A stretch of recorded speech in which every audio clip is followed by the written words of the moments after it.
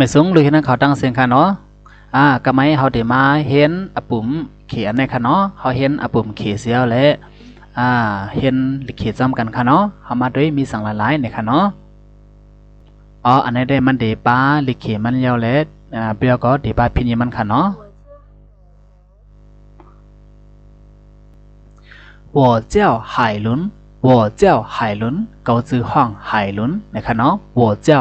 我ก็เจ้าห้อง海伦แล้วก็海伦เป็นชื่อมันค่ะเนาะโอเคเฮามาด้วยทางหน้าเด็กนะคะเนาะ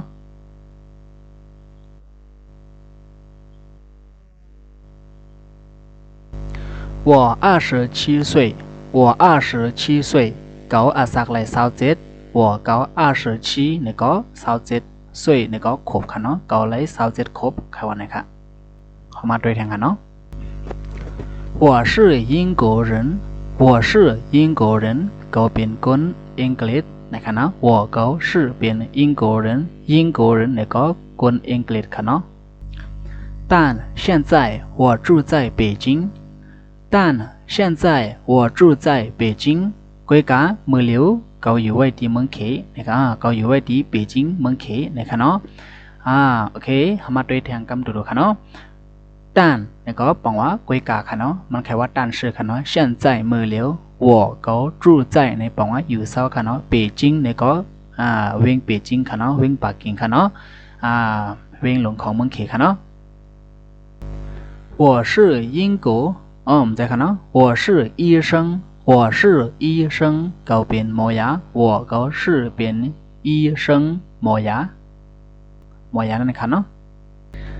在一家医院工作在一家医院工作เหตุการณ์ที่โรงยาหลังนึงนะคะเนาะ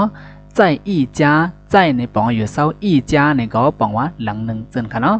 医院ในก็โรงยา一家医院ในก็โรงยาหลังนึง工作เหตุการณ์在一家医院工作เหตุการณ์อยู่ที่โรงยาหลังนึงนะคะ我喜欢看书我喜欢看书ก็来在对 public 我ก็喜欢เก็บ来在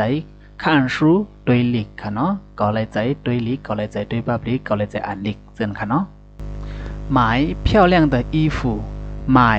漂亮的衣服ซื้อเสื้อโคใหม่ๆ买漂亮买ซื้อ漂亮的衣服นี่ก็เสื้อโคหางลิค่ะเนาะ漂亮หางลิ衣服บอกว่าเสื้อโคค่ะ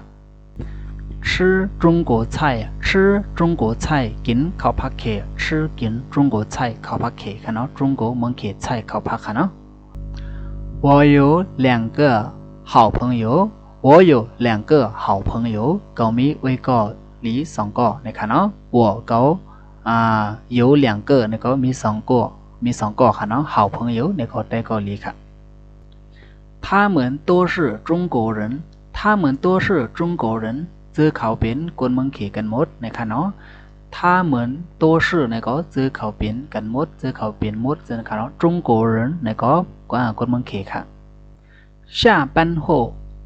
班后ไว้สิลงการแล้ว下班ลงการค่ะเนาะเฮาขึ้นมาด้วยทางค่ะเนาะ我们常常去咖啡馆喝茶我们常常去咖啡馆喝茶เฮาใกล้ๆกว่ากินน้ำเล้งที่ร้านกาแฟนะคะเนาะก็ไม่เฮามาด้วยคำดูๆค่ะเนาะ我们นี่ก็เฮาค่ะเนาะ常常ในบอกว่าใกล้ๆ去กว่าค่ะเนาะ常常去นี่ก็ใกล้ๆกว่าคาเฟ่กวนบอกว่าเสียงน้ำเนียงค่ะเนาะ喝茶นี่ก็สดเนียงค่ะจังค่ะเนาะ有时候去看电影去看电影院看电影有时候去看电影院看电影บางปอก็กว่าด้วยเงาตรงที่ห้องเงาตรงซ้ำกันนะคะเนาะ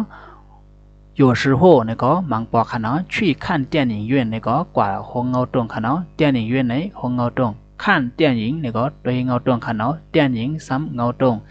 电影院ในซ้ำบอกว่าห้องเงาตรงค่ะเนาะ我家有4口人我家有4口人เฮามีคนเฮิน4ก็นะคะเนาะ我家เฮินเฮาค่ะเนาะ我家นี่ก็เฮินเก่าค่ะเนาะเฮินเก่า有4口人นี่ก็有4口人นี่ก็มี4ก็ค่ะนะเฮามีคนเฮิน4ก็ในแค่ว่าเจนค่ะเนาะ